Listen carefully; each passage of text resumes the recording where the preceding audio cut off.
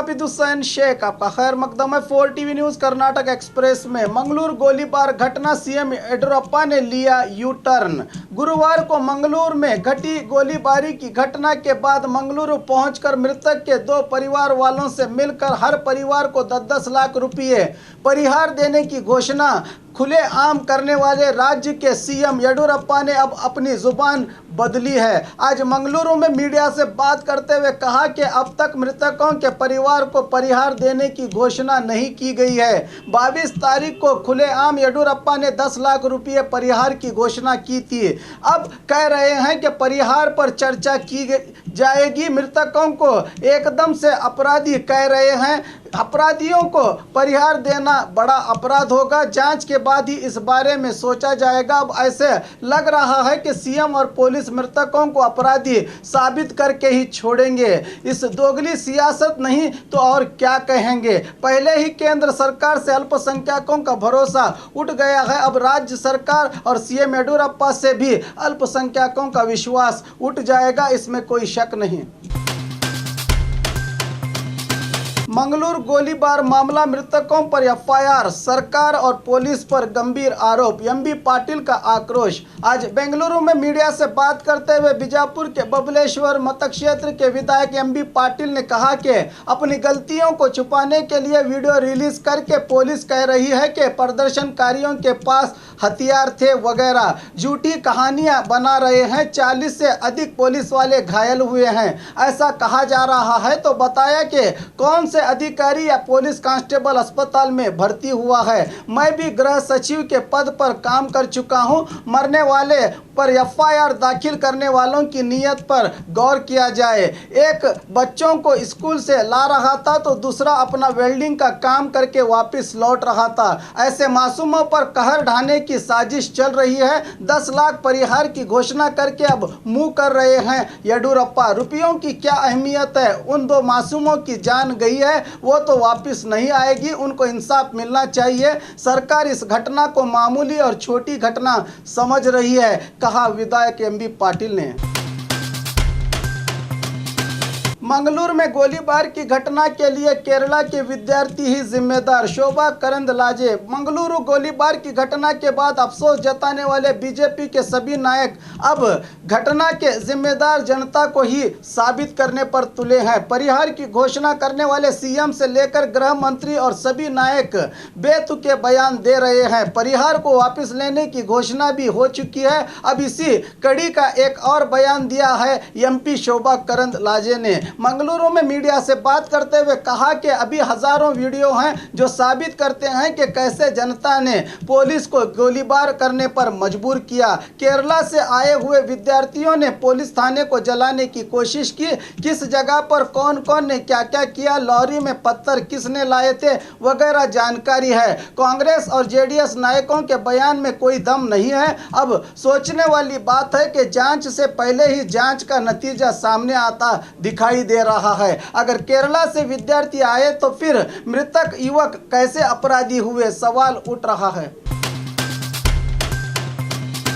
मंगलूर गोलीबार मामला, पुलिस की ओर से सीसीटीवी फुटेज रिलीज। पुलिस अपने सोशल मीडिया पेज में मंगलुरु में हुए हिंसा के सीसीटीवी फुटेज की तस्वीरें रिलीज कर चुकी है। आखिर सरकार और पुलिस क्या साबित करना चाहती है, पता नहीं चल रहा।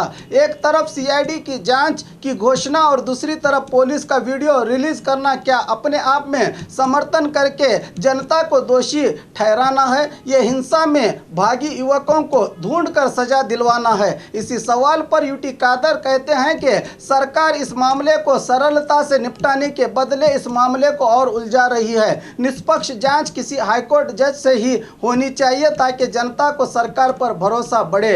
अगर केरला से विद्यार्थी हिंसा करने के लिए आए थे वगैरह बातों को फैलाने से फायदा क्या है? वीडियो को रिलीज क्यों कर रही है पुलिस और प्रदर्शनकारियों के बीच हुई तकरार वगैरह का वीडियो क्यों रिलीज नहीं किया गया? क्या ये सब सब सही है तो सरकार को अभी पता चला सरकार के इंटेलिजेंसी अधिकारी क्या कर रहे थे। सिर्फ कांग्रेस नायकों पर आरोप लगाने से क्या होगा। दूसरी तरफ रेवेन्यू मिनिस्टर अशोक कहते हैं कि जो भी हुआ है इसके सीसीटीवी फुटेज को पब्लिक ने भेजा है। चेहरे पर कपड़े बांधकर पथराव किसने किया ये बताता है कि ये सब सिद्धरामैया और कांग्रेस नायकों का प्री प्लान था।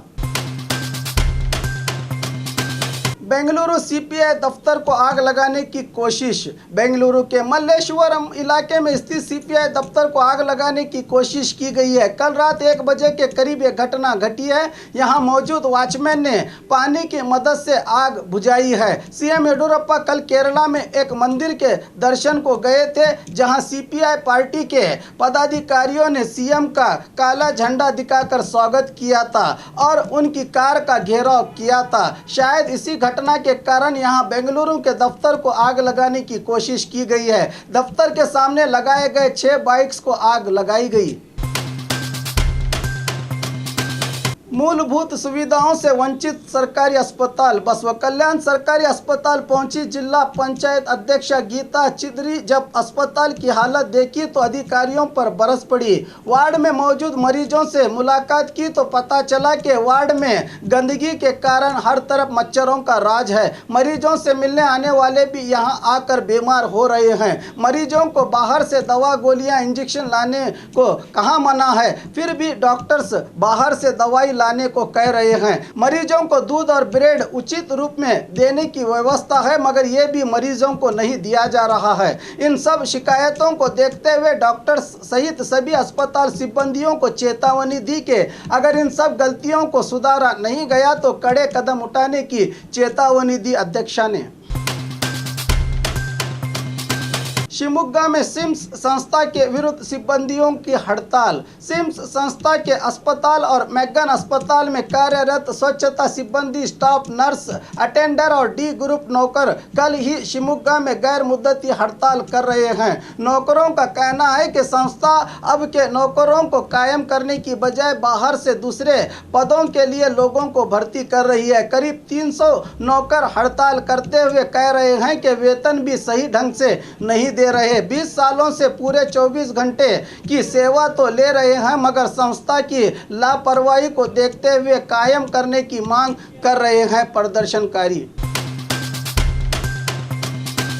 कार के जैक से घर को उठाया गया, नई तकनीक का कमाल। करोड़ों रुपए खर्च करके बेंगलुरु के मरतहल्ली रेणुका देवी लेआउट में गीता रेड्डी ने 10 साल पहले घर बनाया था, मगर बारिश आया तो सारा पानी घर में घुस जाता था। इसी के कारण घर को गिराने की सोच रहे थे। कॉन्ट्रैक्टर ने तरकीब बताई जिसके चलते घर भी बच गया और बारिश आने पर पानी भी अंदर नहीं घुसा। हरियाणा की एक कंपनी ने कार के जैक्स की मदद से 2 महीने से काम करके करीब 150 जैक्स का इस्तेमाल करके घर को अब तक 6 फीट ऊपर उठाया गया है। करीब 10 से 15 लाख का इस काम के लिए खर्च हुआ है। कर्नाटक राज्य में ही ये अनोखा काम पहली बार अंजाम दिया गया।